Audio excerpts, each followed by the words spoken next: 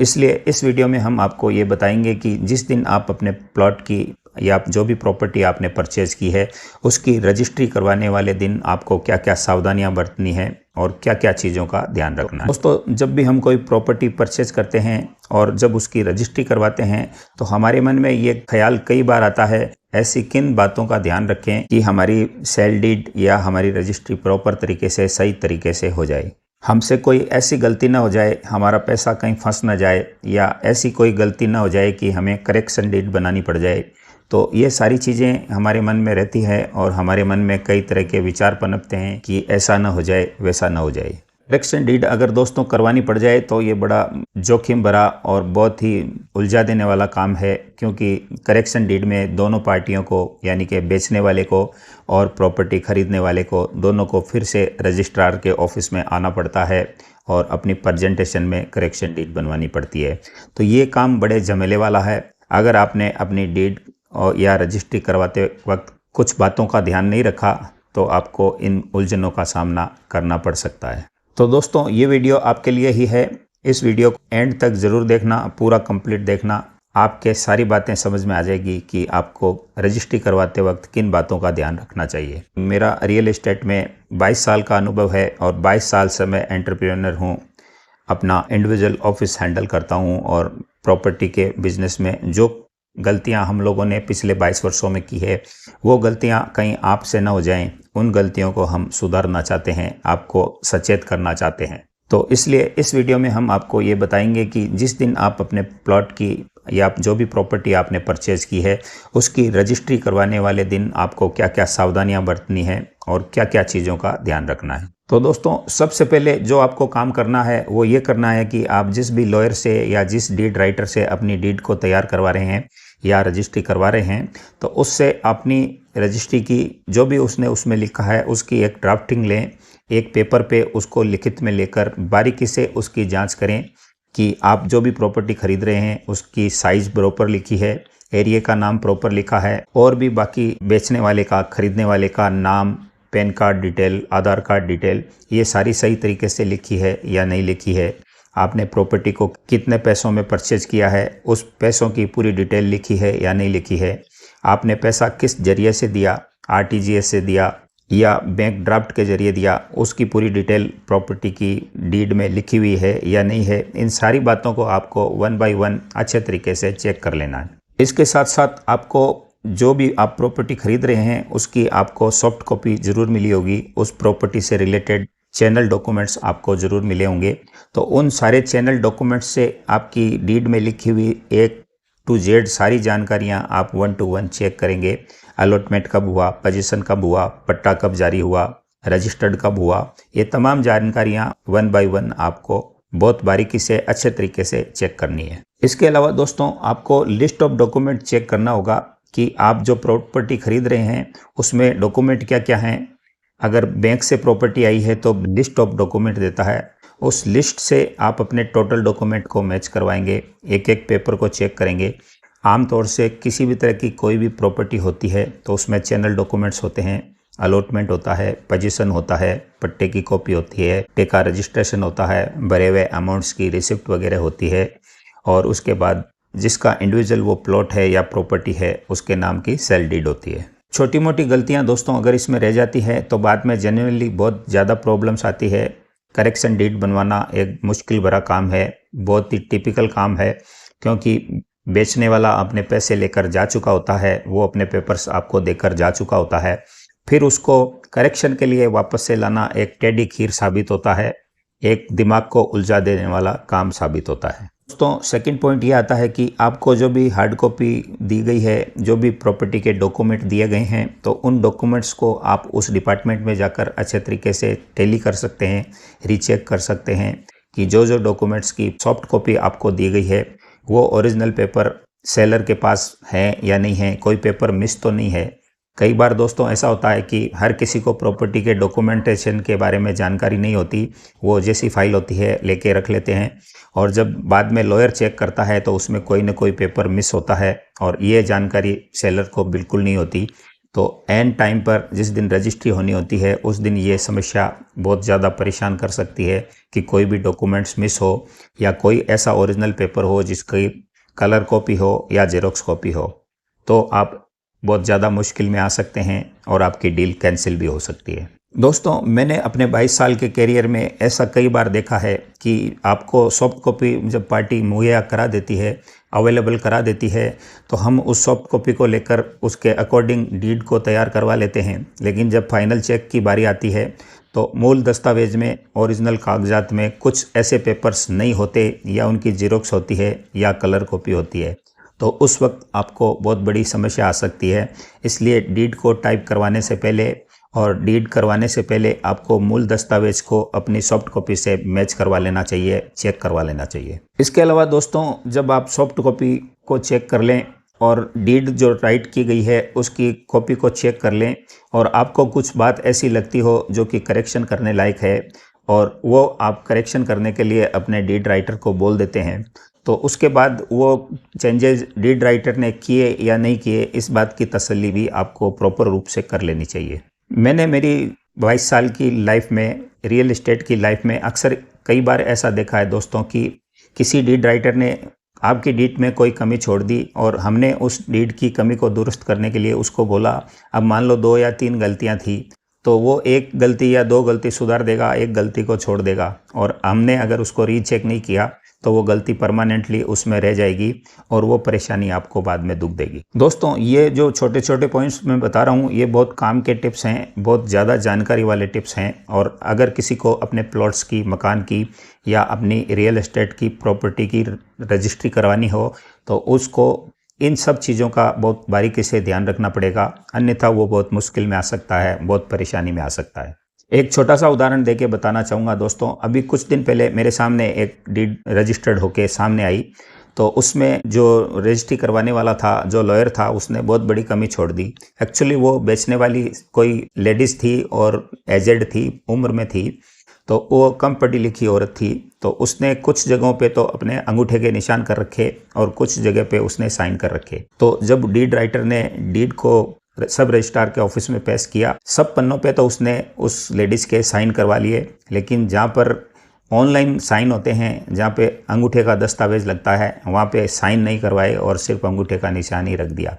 तो ये दोनों मिसमैच हो रहा था, एक जगह आपके साइन बोल रहे हैं, एक तरफ आपके अंगूठे बोल रहे हैं। तो आपको इस चीज़ का ध्यान रखना है कि सेलर के जो दस्तावेज में सिग्नेचर हैं, आपको उन सिग्नेचर्स का ध्यान रखना है, उसकी आईडी वगैरह लेकर उसके सिग्नेचर को टैली कर लेना है और उसके पुराने दस्तावेज, उसकी पुरानी जो डीड है उसके साइन को आपको देख लेना है और वही साइन आपकी डीड में होने चाहिए, वही साइन आपकी ऑनलाइन जब रजिस्ट्री होती है तो वहाँ पर होने चाहिए। दोस्तों, इन छोटी छोटी बातों का अगर आप ध्यान रखेंगे तो ये चीज़ें आपके बहुत काम आने वाली है और बहुत आपको अवेयरनेस देने वाली है। अब दोस्तों, एक बात मैं कहना चाहता हूँ कि हम बहुत मेहनत से आपके लिए वीडियो लाते हैं, बहुत अच्छी अच्छी जानकारियों भरे वीडियो आपके लिए लाते हैं। तो अगर ये वीडियो आपको पसंद आ रही है तो इस वीडियो को एक लाइक ज़रूर करके जाइएगा, हमारे चैनल को सब्सक्राइब करिएगा और बेल आइकन ज़रूर दबाइएगा। दोस्तों, अब जो थर्ड पॉइंट की बात करते हैं, वो थर्ड पॉइंट ये है कि जब आप प्रॉपर्टी खरीदते हैं तो आपको जो सेलर प्रॉपर्टी बेच रहा है, आपको उसकी डीड में उसका नाम चेक करना है और उसके नाम को उसके आधार कार्ड और पैन कार्ड से मैच करवाना है। अगर तीनों में नाम सही है, मैच कर रहा है, तब तो कोई परेशानी नहीं है। कई बार ये होता है कि आधार कार्ड में सरनेम अलग होता है, स्पेलिंग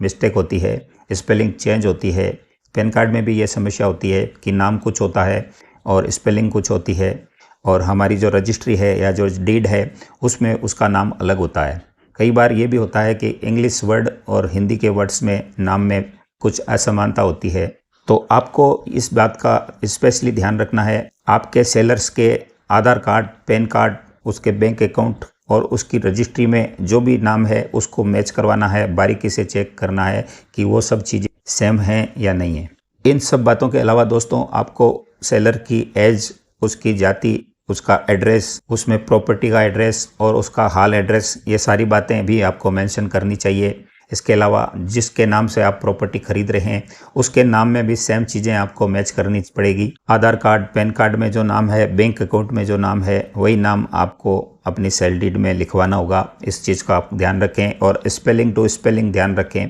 स्पेलिंग में भी कोई मिस्टेक नहीं होनी चाहिए। दोस्तों ये बहुत इंपॉर्टेंट चीज़ें हैं जो मैं आपको बता रहा हूँ। दोस्तों इन छोटी छोटी बातों का अगर हम ध्यान रखेंगे तो हमको करेक्शन डीड में नहीं जाना पड़ेगा, और क्योंकि डीड एक ऑफिशियल दस्तावेज होता है, इसकी बहुत ज़्यादा इंपॉर्टेंस होती है और इसमें हम अपने हिसाब से कोई फेरबदल नहीं कर सकते, कोई काट छांट नहीं कर सकते हैं। तो अगर कोई उसमें कमी बाद में रह गई और हमने लापरवाही में उस कमी को छोड़ दिया तो करेक्शन डीड करवाने में आपको पसीने छूट जाएंगे, सभी पार्टियों को इकट्ठा करने में आपको पसीना आ जाएगा और हो सकता है आपको कुछ एक्स्ट्रा पैसा देना पड़े। तो जो चौथा पॉइंट है वो ये है कि आपने जिस प्रॉपर्टी को ख़रीदा है उसके बदले आपने 1 नंबर अमाउंट कितना दिया है, ऊपर का अमाउंट आपने कितना दिया है, उन सब का आप एक पर्ची पर हिसाब लिखकर सेलर्स को समझाएंगे कि आपको ऊपर का पेमेंट हमने इतना दिया है, एग्रीमेंट के तहत इतना दिया था और रजिस्ट्री में मेंशन अमाउंट आपको हमने इतना दिया है, और उस अमाउंट को आपने किस तरीके से दिया है, बैंक डीडी से दिया है, आरटीजीएस कराया है या चेक दिया है, ये तमाम चीज़ों की पूरी विवरण आपको रीचेक करनी पड़ेगी। आपको अगर चेक से पैसा दिया है तो चेक नंबर, बैंक की ब्रांच, कौन सी बैंक का चेक है और उसके सीरियल नंबर और उसमें भरा हुआ अमाउंट, ये बारीकी से आपको एक बार चेक करना पड़ेगा। अगर बैंक का डीडी है तो उसमें इतना चेक करने की ज़रूरत नहीं, लेकिन बैंक के डीडी के सीरियल नंबर आप ज़रूर मिलान कर लीजिएगा, डेट मिलान कर लीजिएगा और अमाउंट मिलान कर लीजिएगा। और अगर आपने आरटीजीएस कराया है तो उसमें सीआरएन नंबर होते हैं, उन नंबर को आपको मेंशन करना पड़ेगा, और कितना अमाउंट आपने ट्रांसफ़र किया है आरटीजीएस के ज़रिए उस अमाउंट को भी आपको मेंशन करना पड़ेगा। और इस चीज़ को आपको बहुत बारीकी से ध्यान से चेक कर लेना है दोस्तों, ताकि बाद में कोई विवाद ना हो, बाद में किसी तरह की कोई समस्या ना आए। और आपने मान लो कोई अपार्टमेंट, मकान या प्लॉट कहीं से भी ख़रीदा है, किसी भी बिल्डर से, डेवलपर से या रियल एस्टेट ओनर से कोई प्लॉट्स, मकान ख़रीदा है, तो आपको वो पेमेंट्स डिटेल भी चेक कर लेनी चाहिए जो आपके डील करते वक्त एग्जैक्ट हुई थी, और उन सारी पेमेंट्स की मोड को आपको मेंशन उसमें करके उस डिटेल को क्रॉस चेक कर लेना चाहिए, ताकि आपका हिसाब क्लियर हो सके, आपका सेलर आपसे संतुष्ट होकर जा सके। एक्चुअली कोई प्रॉपर्टी जब आप सेल करते हैं तो बीच में ब्रोकर होता है, प्रॉपर्टी डीलर होता है, या और जिस कंपनी से आप खरीद रहे हैं उनके एम्प्लॉयज होते हैं। तो प्रॉपर्टी की डीड में ये सब लोग भी एक बार चेक ज़रूर करते हैं, लेकिन अपने खुद की प्रॉपर्टी को समझकर ये सारी बातें चेक करना बहुत ज़रूरी है। इसके बाद दोस्तों 5th पॉइंट जो आता है वो ये है कि जो प्रॉपर्टी आपने खरीदी है, आपकी रजिस्ट्री में उसकी प्रॉपर साइज़ मेंशन है या नहीं है, ये बारीकी से आपको चारों भुजाओं का नाप आपको चेक करना पड़ेगा कि प्लॉट की लंबाई हमको कितनी बताई गई थी और चौड़ाई कितनी बताई गई थी, वो प्रॉपर रजिस्ट्री में मेंशन है या नहीं है। ये चीज़ आपको दस्तावेज से भी मिलान कर लेना है कि पूर्व की जो डीड है उस डीड में उस प्लॉट की साइज़ क्या है, उसके आस पड़ोस क्या हैं, उसकी प्लॉट की दिशा क्या है, पड़ोस कैसे हैं, ये सब चीज़ें भी उसमें मेंशन है या नहीं है, ये आपको चेक कर लेना है। कई बार प्लॉट की जो दिशाएं होती है, मान लो प्लॉट की दिशा पूर्व दिशा है तो पूर्व दिशा के सामने रोड है, तो कई बार डीड राइटर पश्चिम दिशा में रोड लिख देता है, या आजू बाजू में प्लॉट्स के नंबर होते हैं तो उनको घुमा के लिख देता है, इधर के प्लॉट का उधर कर देता है। तो ये चीज़ें अगर आपने ध्यान नहीं दी तो आप परेशानी में आ सकते हैं, बहुत मुश्किल में आ सकते हैं। दोस्तों ये पॉइंट बहुत इंपॉर्टेंट पॉइंट है कि आप अपने प्लॉट की दिशाएं और उसकी जो डायरेक्शन है उसके बारे में पूरी डीड में लिखी हुई बातें और पूर्व की रजिस्ट्री में जो उसके डायरेक्शन दिए गए हैं उनको क्रॉस चेक ज़रूर करें। रोड कितने फीट है, उसकी चौड़ाई क्या है, प्लॉट का मुंह किस दिशा में है, प्लॉट का बैक कौन सी दिशा में पड़ रहा है, प्लॉट के राइट में कौन सा प्लॉट से या मकान है, या लेफ्ट में कौन सा प्लॉट से या मकान है। इन सारी चीज़ों को आप बारीकी से अच्छे तरीके से देख लीजिए, क्योंकि फाइल तो इधर उधर हो जाएगी बट प्लॉट तो वहीं रहेगा। और अगर आपके पास दस्तावेज में लिखी हुई दिशाएं और उसका जो सीमांकन है वो प्रॉपर तरीके से नहीं होगा तो आपको उस प्रॉपर्टी के मालिक में बनने में थोड़ी दिक्कत आ सकती है, आपको कठिनाई आ सकती है। दोस्तों मैंने अभी एक SBI के लॉयर के द्वारा एक डीड को करवाया था। मैंने जिस क्लाइंट्स को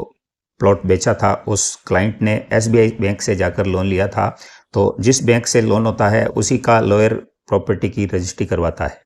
तो मेरी जो सेलर पार्टी थी वो आउट ऑफ मेरी सिटी से आई थी, दूर से कहीं से आई थी। तो वो उस दिन आकर प्रॉपर तरीके से रजिस्ट्री करवा के अपने सिटी पे चली गई और एसबीआई के माने हुए लॉयर ने उस प्रॉपर्टी के दस्तावेज बैंक में जमा करा दिए। पार्टी को पैसा मिल गया, सब कुछ क्लियर हो गया, सब कुछ अच्छे तरीके से सेट हो गया। लेकिन 10 दिन बाद उस लॉयर का मेरे पास कॉल आता है कि सर आपका जो सेलर पार्टी थी वो आपके कांटेक्ट में है क्या?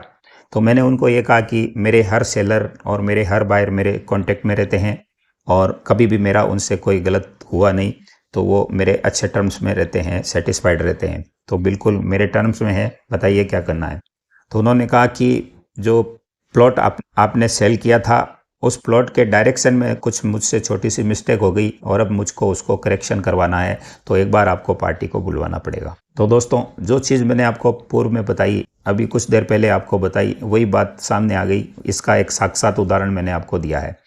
अब उस पार्टी को मैं बाहर से आउट ऑफ सिटी से 500 किलोमीटर से दूर बुलाऊं तो उसका खर्चा कौन उठाएगा, वो कैसे आएगी, उसको कितनी मुश्किल आएगी। तो ये तमाम तरह की मुश्किलें खड़ी हो जाती है। ये तो ठीक है, हम जैसे रिस्पॉन्सिबल प्रॉपर्टी ब्रोकर या प्रॉपर्टी एंटरप्रेनर हैं तो जिम्मेदारी से काम करते हैं, इसलिए इन अड़चनों को दूर करवा देते हैं। लेकिन अगर हमारी जगह कोई और होता तो ये करेक्शन डीड कभी नहीं बन पाती। तो दोस्तों हमने दोनों पार्टियों को बुलाकर उसकी करेक्शन डीड करवाई और ये इतनी बड़ी गलती एसबीआई बैंक के बड़े लॉयर से हुई। तो इसलिए मेरा यही कहना है कि आपको प्रॉपर्टी अपने लेवल पर, खुद के लेवल पर एक एक चीज़ को जांच कर लेना चाहिए, क्रॉस चेक कर लेना चाहिए। तो दोस्तों ये मैंने मेरा एक्सपीरियंस आपके सामने पेश किया है, जो मैंने बीते 22 सालों में अर्जित किया है, और एक एक पॉइंट मैंने आपको जो बताया है वो पॉइंट हमारे हाथों से गुजर चुके हैं, हमने ये सब चीज़ें कर चुके हैं। तो हमारे एक्सपीरियंस से जो गलतियां हमारे सामने हुई या हमने पकड़ी, वो गलतियां आप न करें और आपकी प्रॉपर्टी अच्छे तरीके से रजिस्टर्ड हो जाए,